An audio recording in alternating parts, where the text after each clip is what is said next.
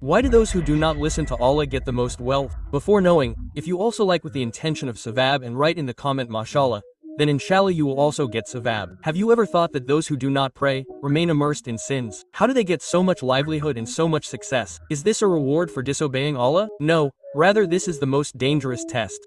Allah says in the Quran that when they forget what they have been advised, we open the doors of everything for them, so much so that when they get engrossed in the blessings given to them, we suddenly catch them. That is, the wealth, cities given to those who are far from Allah. All this is not respect but a beautiful deception so that they go further astray. It is in the hadith, the world is a prison for the believer and heaven for the disbeliever. So if a disobedient person is getting everything, then do not think of it as God's mercy.